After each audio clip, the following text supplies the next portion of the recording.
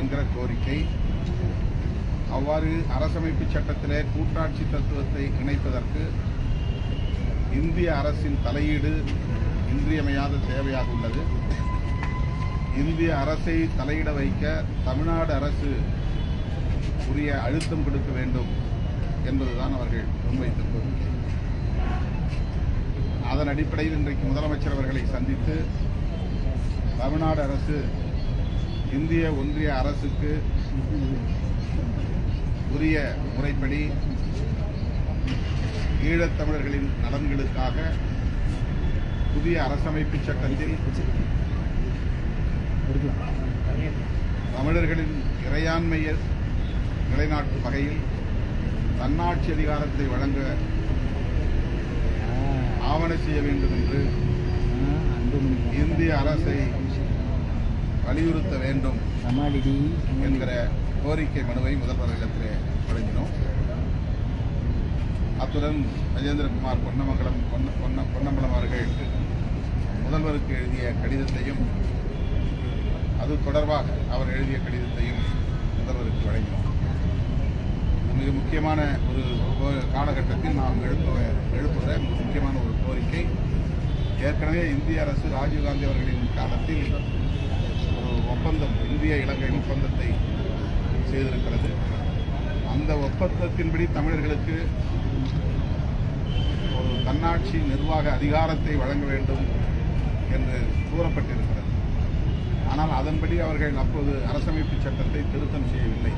இந்த 13வது திருத்தம் என்பது மாகாண சபைகளுக்கு எந்த அதிகாரமும் இல்லாத ஒரு திருத்தம். எனவே 13வது திருத்தம் எங்களுக்கு உடன்பாடில்லை என்று ஈழத்தமிழர்கள் தொடர்ந்து வலியுறுத்தி வருவதோடு சமஷ்டி ஆட்சி முறையை புதிய அரசமைப்பு சட்டத்தில் கொண்டு வர வேண்டும். இதுதான் அவர்களின் முதன்மையான கோரிக்கை. அதை இன்றைக்கு முதலமைச்சர் அவர்களிடத்தில் விளக்கி பேசி இந்திய அரசுக்கு அழுத்தம் கொடுக்க வேண்டும் என்று வேண்டுகோள் விடுத்திருக்கிறேன். அடுத்து, கடந்த 20 ஆண்டுகளுக்கு மேலாக தமிழக சிறைகளில் தண்டனை கைதிகளாக உள்ள ஆயுள் தண்டனை சிறைவாசிகளை, இஸ்லாமிய சிறைவாசிகளை விடுதலை செய்ய வேண்டும் என்ற கோரிக்கை மனுவையும் அதை கனிவுடன் பரிசீலிக்க வேண்டும் என்றும் முதல்வர் அவரிடத்தில் வலியுறுத்தியிருக்கிறார்.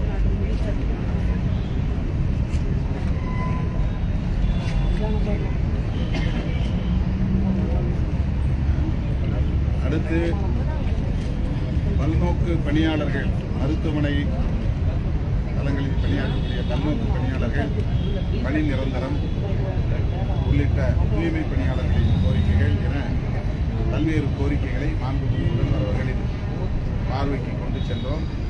அண்ணாமலை பல்கலைக்கழகத்தில் உள்ளிருப்பு போராட்டம் நடத்தப்பட்டு வருகிறது.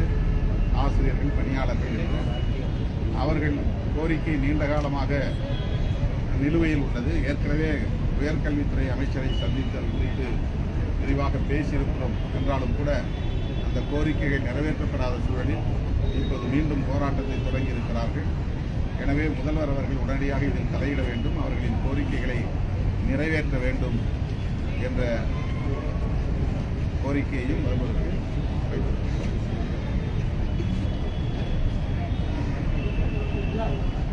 பத்மஸ்ரீ விருது பெற்றுள்ள வேலு ஆசான் உள்ளிட்ட விருதாளர்களுக்கு மாதாந்திர தொகை அவர்களுக்கு வழங்க வேண்டும், 20,000 வழங்க வேண்டும். ஆந்திரா உள்ளிட்ட சில மாநிலங்களில் அது கூட வழங்கப்பட்டு வருவதை வேலு ஆசான் அவர்கள் சுட்டிக்காட்டினார். முதல்வரை சந்தித்து அந்த கோரிக்கையை வைத்திருக்கிறோம். அவர் பறை இசை பயிற்சிக்காக ஒரு பயிற்சி பள்ளியை உருவாக்குவதற்கு அரசு நிலம் ஒதுக்க வேண்டும் என்ற கோரிக்கையை முதல்வரிடத்திலே முன்வைத்திருக்கிறார். அப்புறம் மிகவும் அபாயமான தொழிலகங்களில் பெண்கள் பணியாற்றக்கூடாது என்பது ஏற்கனவே இருந்த சட்டம். ஆனால் இப்போது அரசாங்கம் வெளியிட்டிருக்கிற கெசட், அரசிதழில் கர்ப்பிணி பெண்கள் அந்த மாதிரியான தொழிலகங்களில் பணியாற்ற தேவையில்லை, பிற பெண்கள் பணியாற்றலாம் என்கிற பொருளில் ஒரு அறிவிக்கை வெளியிட்டிருக்கிறது. அதை நீக்க வேண்டும். பொதுவாக பெண்கள் அந்த 20க்கும் மேற்பட்ட அபாயகரமான தொழிலகங்களில் பணியாற்றக்கூடாது என்கிற பழைய நிலையை நீடிக்க வேண்டும். இந்த கெசட் அறிவிப்பை உடனே திரும்பப் பெற வேண்டும் என்று 30க்கும் மேற்பட்ட தொழிற்சங்கங்கள் கோரிக்கை வைத்துள்ளன. அந்த கோரிக்கைகளை மாண்புமிகு முதல்வர் அவர்களின் கவனத்திற்கு கொண்டு ஈழத்தமிழர்களுக்கு தன்னாட்சி அதிகாரம் வழங்கக்கூடிய அந்த கோரிக்கை சம்பந்தமா மத்திய வெளியுறவுத்துறை அமைச்சரை நீங்க விசிக சார்பில் நேரில் சந்திச்சதா பேசுறதுக்கு திட்டமிடறதா இருக்கு? நான் நேரடியாக போயிட்டு வந்திருக்கேன். பிரதமரையே சந்தித்து பேசுவதற்கும் நாங்கள் திட்டமிட்டிருக்கிறோம். அது மிகவும் முக்கியமான ஒரு கோரிக்கை. ஆனாலும் தமிழ்நாடு மாநில அரசின் மூலமாக இந்திய ஒன்றிய அரசுக்கு ஒரு அழுத்தம் கொடுக்க வேண்டும் என்பது அங்குள்ள ஈழத்தமிழர்களின் கோரிக்கையாக இருக்கிறது. ஆகவே முதல்வரை சந்தித்து இந்த கோரிக்கையை வைத்திருக்கிறோம். இங்கே இருக்கக்கூடிய ஈழத்தமிழர்கள் இப்போ என்ன நினைக்கிறாங்க, அந்த நிலைமை எப்படி இருக்குது? ஏன்னா போர் நடந்த இடத்துக்குலாம் நீங்கள் போயிட்டு வந்தீங்க. பொதுவாக இங்கே இருக்கக்கூடிய அரசியல் கட்சி தலைவர்கள் அங்கே நேரில் பார்க்க மாட்டாங்க, அங்கே களம் வேறு மாதிரி இருக்குன்னுலாம் ஈழத்தமிழர்கள் பேசிகிட்டு இருக்காங்க. வேறு என்ன மாதிரி விஷயங்களை எக்ஸ்பெக்ட் பண்ணுறாங்க அங்கே இருக்கிறவங்க? எப்படி இருக்குது சூழல்? போருக்கு முன்பு என்ன சூழல் இருந்ததோ அதே சூழல் தான் இப்போதும் இருக்கிறது. போர் முடிந்த பிறகும் அங்கே மக்கள் ஒரு வீதியில் தான் இருக்கிறார்கள். காணாமல் போனவர்களை பற்றி எந்த தகவலும் இல்லை. காணாமல் போனவர்களை குறித்த விவரத்தை அரசு வழங்குவதற்கு தயாராக இல்லை. அந்த போராட்டங்களும் தொடர்கிறது. மற்றபடி கலாச்சார படையெடுப்பு என்கிற வகையில் தமிழர்களின் தாயகமாக இருக்கிற வடக்கு மாகாணம், கிழக்கு மாகாணம் ஆகியவற்றில் திடீர் என்று புத்தர் சிலைகளை கொண்டு வந்து நிறுவுகிறார்கள். புத்தர் சிலையை கொண்டு காணிகளை ஆக்கிரமிப்பு செய்கிறார்கள். சிங்கள குடியேற்றம், பௌத்தமயமாதல் ஆகிய நடவடிக்கைகளை தொடர்ந்து அவர்கள் மேற்கொண்டு வருகிறார்கள். இலங்கையிலே ஆட்சி மாற்றம் நிகழ்ந்தாலும் கூட இடதுசாரி சிந்தனை உள்ள ஜேவிபி ஆட்சிக்கு வந்திருக்கிறது என்று சொன்னாலும் கூட அவர்களும் இனவாதிகளாகவே இருக்கிறார்கள். அந்த அரசு இனவாத அரசாகவே இருக்கிறது என்பதைத்தான் உணர முடிகிறது. ஆகவேதான் புதிதாக எழுதப்போகிற அரசமைப்பு சட்டத்தில் எங்களுக்கும் அதிகாரம் வேண்டும், அது தன்னாட்சி அதிகாரமாக அமைய வேண்டும். எனவே ஒற்றையாட்சி முறை இல்லாமல் கூட்டாட்சி முறையை அறிமுகப்படுத்த வேண்டும் என்கிற கோரிக்கையை வலுவாக முன்வைக்கிறார்கள். கோவை மதுரை மெட்ரோ ரயில் திட்டத்தை மத்திய அரசு புறக்கணிச்சிருந்து முதலமைச்சர் சிஎம்ஏ வலியுறுத்தியிருக்காரு. ஆனால் தமிழிசை சவுந்தரராஜன் என்ன சொல்றாங்க, திட்டத்தை நாங்கள் புறக்கணிக்கல, அதை திருத்தம் தான் கேட்டிருக்கிறோம் அப்படின்ற மாதிரி சொல்றாங்க. எப்படி பார்க்குறீங்க? அதை பற்றி எனக்கு விவரம் தெரியாது. நாங்கள் அதை என்னவென்று பார்த்து எஸ்ஐஆர் வேண்டாம் என்கிற கோரிக்கையை முன்வைத்து விடுதலை சிறுத்தைகள் கட்சியின் சார்பில் 24ஆம் தேதி காலை 10 மணி அளவில் சென்னையில் எனது தலைமையில் ஆர்ப்பாட்டம் நடைபெறுகிறது.